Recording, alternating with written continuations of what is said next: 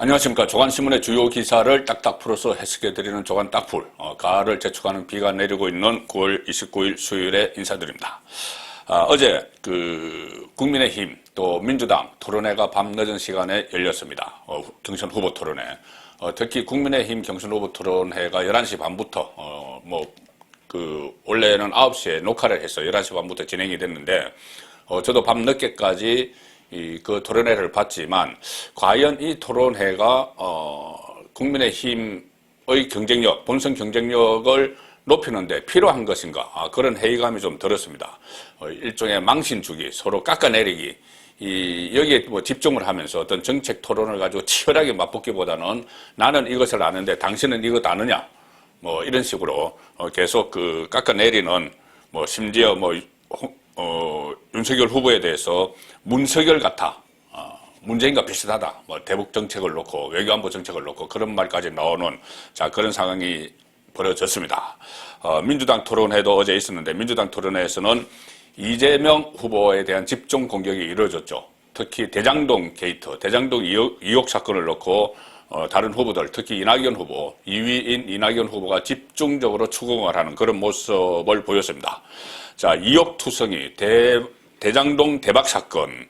검찰 수사가 본격적으로 시작이 될 것 같습니다. 그런데 지금, 여당의 유력한 1위 주자, 자기 권력이 될지도 모르는 이재명 후보 연루 의혹이 있는 이 사건을 지금 검찰이 김오수, 친정권 성향 김오수 검찰총장이 이끄는 검찰이 과연 제대로 수사를 할까?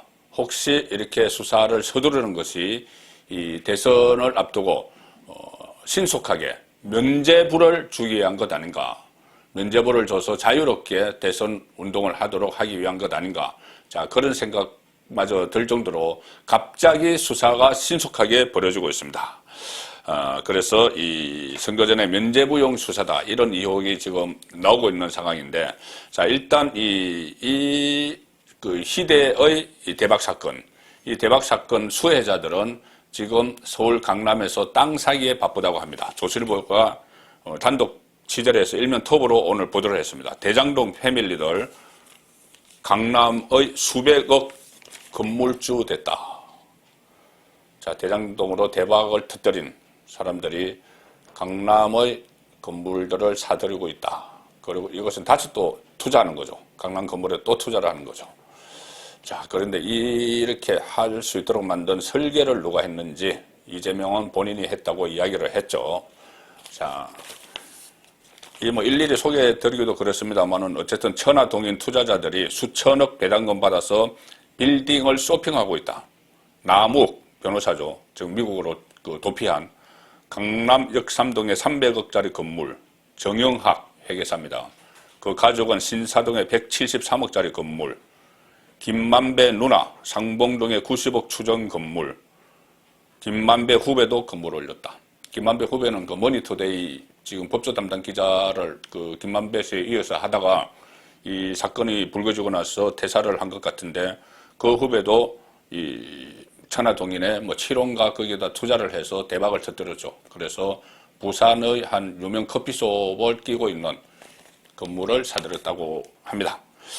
여기 김만배 누나 이야기가 나오는데, 이 누나 이야기는 잠시 후에 제가 또 다른 뉴스로 소개를 해드릴 일이 있습니다. 좀 어떻게 보면 좀 심각한 일일 수도 있는 그런 뉴스인데 잠시 후에 다시 소개를 드리고, 그래서 일단 검찰이 대대적인 수사에 착수를 했습니다. 동아일보는 일면 톱에서 검찰이 대장동 키맨 유동규, 성남도시개발공사 본부장이었고 사장 대리였던, 그리고 유동규와 관련자들을 출국 금지했다. 그리고 특별수사본부를 꾸렸다.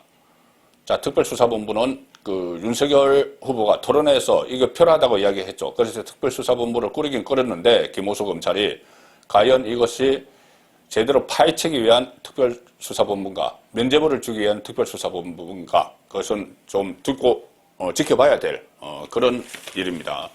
검사 10여 명으로 특별수사본부를 구성했다. 10명이 넘는 검사들이 일단 달려듭니다. 그리고 이 법이 제도가 바뀌어서 이런 특별수사본부를 설치를 하면은 법무부 장관 승인을 받도록 되어 있죠. 그래서 박범계가 오늘 승인 예정이고, 경찰 수사는 별도로 하는데 경찰은 경기 남부청으로 일어나셨겠다. 자, 유동규 출국 금지됐는데 2010년에 성남시설관리공단, 지금의 성남도시개발공사입니다. 기획본부장 임명된 이후에 대장동 개발 사업을 설계하고 그런데 실제로 이재명은 본인이 설계하고 유동규는 실무자였다 이렇게 이야기를 했죠. 또 2015년에 화천대유 측이 포함된 컨소시엄을 민간 사업자로 선정한 핵심 인물입니다. 유동규가 출국 금지됐죠. 그리고 이 고발장이 지금 다수 접수됐기 때문에 공수처나 경찰 같은 다른 수사기관의 이처발지를 놓고 논의를 했으나 검찰이 직접 수사하기로 방침을 정했다. 자, 그래서 이 직접 수사하는 이유가 뭐냐? 면죄부 주기 위한 것이냐? 자, 이런 이야기가 나오는 것이죠. 특히 이 검찰은 서울중앙지검 경제범죄형사부 그리고 공공수사 2부를 중심으로 해서 전국검찰청에서 서너 명의 검사를 파견받아서 10여 명, 10명이 넘는 규모의 대장동 개발사업 특혜 의혹 특별수사본부를 구성을 했다. 자, 그런데 이 조선일보 이 사회면 아래쪽 기사 보시면은 묘한 기사가 하나 나옵니다. 자, 대장동 수사팀, 지금 수사팀을 구성을 했다고 했죠. 대장동 수사팀에 송철호 울산시장, 청와대가 조직적으로 개입해서 시장으로 만들었다는 그 송철호 시장 사위를 포함해서 친정권 검사들이 여기에 포진을 했다. 김호수 검찰총장부터 친정권 검사로 정평에 나 있죠. 그런데 이 대장동 특별수사본부를 만들었는데 그 안에 수사라인에 친정권 검사들이 포함이 되어 있다는 겁니다. 포함이 되어 있는 게 아니고 친정권 검사들로 아예 수사팀을 꾸렸다는 이야기죠. 자, 경제범죄형사부로 배당이 됐는데 여기에 서너 명의 검사를 추가로 투입을 해서 특별수사본부가 되는 거죠. 그런데 이 법조계에서는 검찰 안팎에서는 현재 중앙지검 지휘라인 그리고 수사 담당자 면면을 보면은 대장동 의혹을 제대로 규명할 수 있을지 의문이다. 이런 말이 나오고 있다고 합니다. 자, 서울중앙지검장 이정수, 박범계 장관 고교 후배죠. 이번 정권 들어 승승장구하고 있습니다. 또 경제범죄형사부를 지휘하는 김태훈 4차장 이름 많이 들어보셨을 겁니다. 법무부 검찰과장을 지내면서 당시에 추미애 법무부 장관이 밀어붙였던 윤석열 징계 여기서 실무를 담당했던 인물이죠. 그리고 직접 수사를 담당하는 유경필 경제범죄형사부장, 이종수 지검장의 측근이다. 그리고 수사팀 핵심 역할을 할 것으로 알려진 김영준 부부장 검사, 이 검사가 송철호 울산시장의 사위고 2019년 조국 법무장관 청문회 준비단 신상팀 소속이었다. 조국 측근이라는 이야기죠. 자, 그렇기 때문에 검찰 내부에서는 정권 입장에서 믿을 만한 검사들이 길목마다 딱딱 배치를 한 셈이다. 이런 분석이 나오기 때문에 면죄부용 수사가 될 것이 아닌가 그런 우려를 하는 겁니다. 자, 그리고 이번 사건의 핵심은 아무래도 이재명과 이 화천대유가 어떤 연관성이 있느냐 이 문제겠죠. 자, 이재명은 본인이 자신이 설계를 했다 이렇게 실토를 하면서도 이런 한 장 이득을 본 것이 없다 이렇게 이야기를 했습니다. 그런데 만약에 이재명 주변의 인물들이 여기와 관련된 이득을 취했거나 했으면은 그것은 일종의 성남시정 권력형 비리, 시정 권력형 비리가 되는 것이죠. 이렇게 되면 이재명이 시장이었으니 모든 책임을 져야 됩니다.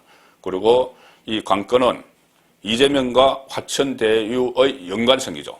그런데 이재명과 화천대유 사이의 연결고리들이 하나 둘씩 지금 드러나고 있는데 이것을 모두 우연이라고 이야기합니다. 이재명 캠프에서는 이것을 우연의 일치라고 이야기하는데 우연이 이렇게 계속 쌓이면 필연이 되는 것이죠. 자, 그래서 어떻게 이렇게 공교로운 우연이 이렇게 맞느냐 그런 말이 나오고 있는데 가령 예를 들어서 뭐 강찬우 그때 이재명이 선거법 위반 혐의로 그 재판을 받을 때 변호사였죠. 그 변호사 강찬우 변호사가 화천대유의 법률 자문으로 갔다든가 그래서 한 달에 뭐 수백만 원씩 받았다든가 그때 대법원 판결에서 캐스팅 보통 역할을 하고 이재명 무죄를 선고해서 이재명에게 대권 도전 날개를 다시 달아준 권순일 전 대법관이 대법원을 나와서 바로 하천 대유 고문 변호사로 갔다든가, 그래서 2억 원 연봉을 받았다든가, 이런 그 여러 가지 우연의 일치가 계속 쌓이고 있는데, 권순일 전 대법관에 대해서는 오늘 또 새로운 사실이 보도가 됐습니다. 이재명 무죄 만들기 위해서 적극적으로 뛰었다, 이 이야기인데, 자, 동아일보 사명보 쓰면은 권순일 이재명 사건, 그때 허위사실 공표 혐의입니다. 뭐냐면은 친형을 강제 입원을 시켰는데 내가 강제 입원 시킨 적이 없다고 그 선거 과정에서 이야기를 했기 때문에 그것은 허위사실 공표에 의한 선거법 위반이 되는 것이죠. 그 사건 대법원 전원합의체 심리할 때 권순일이 이 토론회에서, 그러니까 방송 토론회에서 이재명 후보가 한 발언은 처벌할 수 없다, 이런 분위기를 몰아가서 주도를 했다는 겁니다. 아마 그때 권순일 대법관이 중앙선거관리위원장도 겸하고 있었던 걸로 저는 기억을 합니다. 자, 그것은 처벌 대상이 안 된다고 하면서 이때 고참 대법관이었죠. 고참 대법관이었기 때문에 다른 후배 대법관들을 설득을 하는, 자, 그런 일이 있었다는 이야기죠. 캐스팅 보터 그 이상의 역할을 했다는 겁니다. 이 주심 대법관은 아니었지만 권순일이 전원 합의체 심리 과정에서 캐스팅 보터 이상의 역할을 하며 무죄 취지 법리를 계속 주장을 했다. 무죄 취지로 별개 의견을 냈고 회의를 거치면서 권순일의 별개 의견이 다수 의견이 돼서 판결문에 반영이 됐다. 최고참 대법관이니까는 그렇게 할 수 있었을 겁니다. 그래서 결국은 최종 회의 후에 이 5대5 이 상황에서 권순일이 무죄 의견을 냈고 김명수 대법원장이 다수 의견에 서면서 7대5로 무죄 취지 결론, 이 판결로 이재명은 2심 판결을 뒤집고 경기도지사직을 유죄를 했고 지금 대선 후보로 자리매김을 했습니다. 자, 방송 토론에서 이재명이 친형을 정신병원에 입원시키려 했냐는 질문에 그런 일이 없었다, 이 취지로 답한 것을 이 허위사실 공표죄라고 2심까지는 봤지만 그것은 허위사실 공표 토론회이기 때문에 그렇게 강제 입원을 시켰어도 그게 팩트라도 그렇게 토론회에서 말한 것은 처벌하면 안 된다, 그렇게 하면은 토론회가 위축된다, 뭐 이런 이상한 논리로 권순일이 무죄를 만들어줬습니다. 그리고 권순일은 대법관에서 퇴직하고 나서 화천대유의 고문으로 가서 별 하는 일도 없이, 본인이 이야기했습니다. 별 하는 일도 없었다고. 별 하는 일도 없이 한 달에 1,500만 원, 연간 2억 원가량을 받았던 거죠.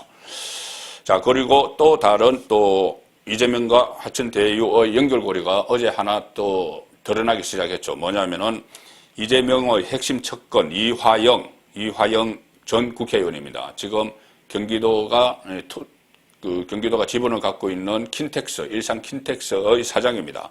그리고 2018년 경기도지사 선거에서 이재명 캠프 선대본부장을 했고 경기도지사 인수위에서 기획운영분과위원장을 했고 그 다음에 경기도 부지사, 이재명 밑에서 평화부지사를 지냈고 작년 4.15 총선에서 용인갑에 출마했다가 패배를 하니 이재명이 낙하산으로 킨텍스 사장을 시켜준 인물이 이화영인데 핵심 척근이죠, 이재명의. 그런데 이화영이 국회의원 할 때, 15년 전에 국회의원 할 때 보좌관을 했던 이한성이라는 사람이 있는데 그 이한성이 이 화천대유의 사내이사입니다. 천하 그 동인 1호 대표고. 자, 이것이 또 우연인가요? 우연일까요?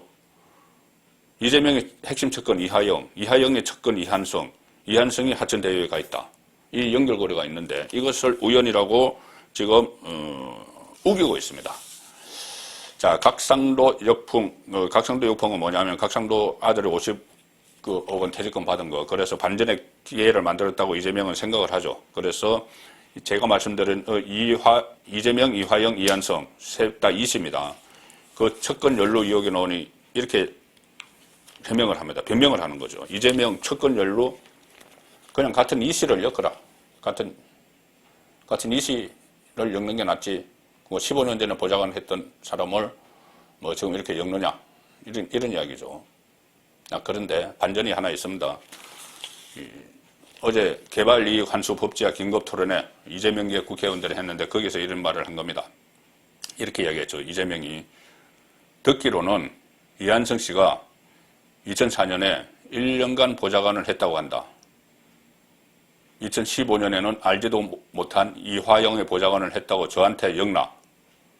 2015년에는 나는 이화영 몰랐다는 거죠.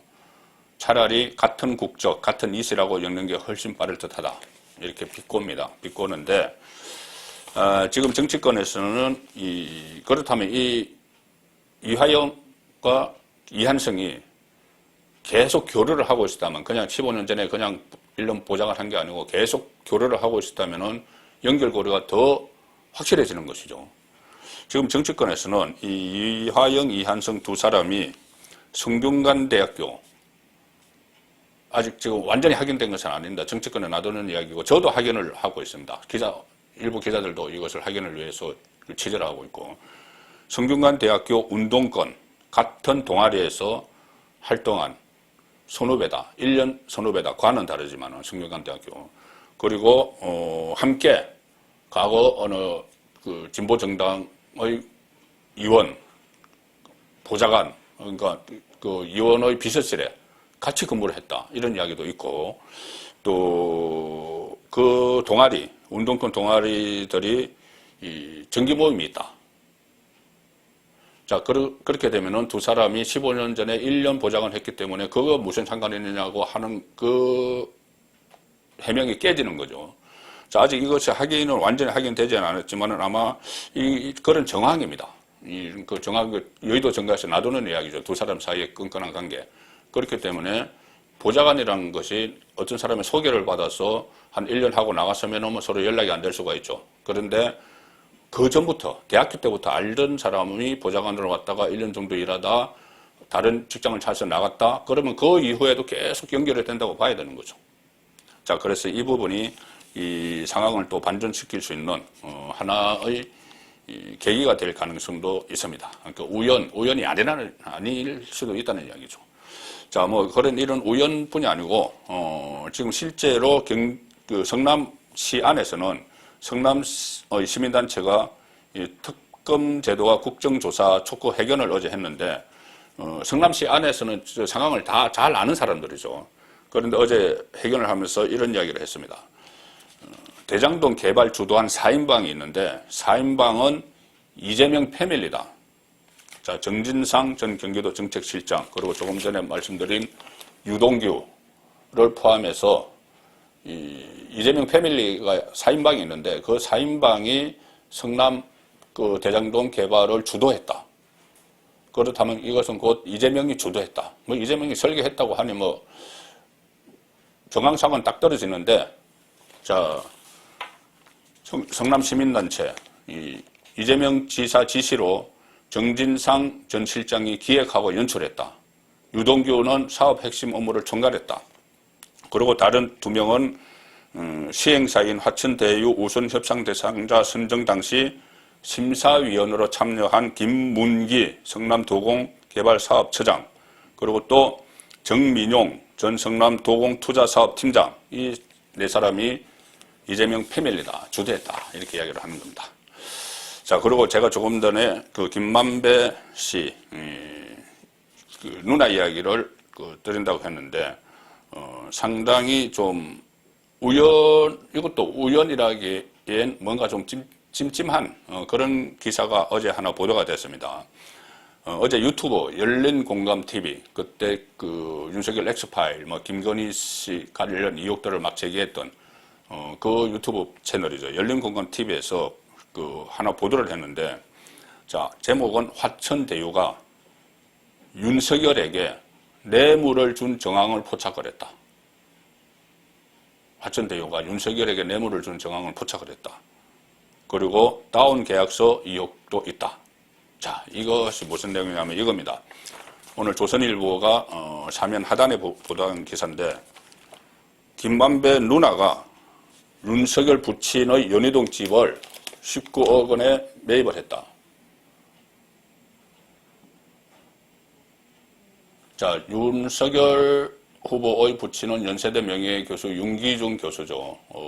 연세가 상당히 많은데 그 연희동 살다가 지금 그때 그 가자동으로 서대문구 남가자동으로 이주를 해서 그때 이 윤석열 후보가 그 서울시장 그 보궐선거 때 같이 모시고 나와서 투표를 하고 그렇게 했었죠. 남가자동 동사무소에서. 그런데 그 전에 연희동에 살았는데 2019년에 김만배 누나에게 연희동 집을 당시 살던 집을 19억 원에 팔았다. 2019년 4월입니다. 연희동 단독주택을 19억 원에 매입을 한 것으로 알려졌다. 그러니까 김만배 누나가, 김모 씨가. 그런데 이 김만배 누나, 김모 씨는 이 성남의 뜰에 주주로 참여한 천하동인 3호 사내이사로서 이 성남의 뜰에 872만 원을, 불과 872만 원을 투자를 해서 3년 만에 101억 원, 100억 원이 넘는 이 배당을 받은 그 사람이죠. 그 사람이 이 윤석열 부친의 연희동 집을 19억 원에 매입을 한 겁니다. 그런데 이 윤석열 전 총장 쪽에서는 매입자가 김만배 씨 누나인지 몰랐다. 자, 이렇게 이야기를 합니다.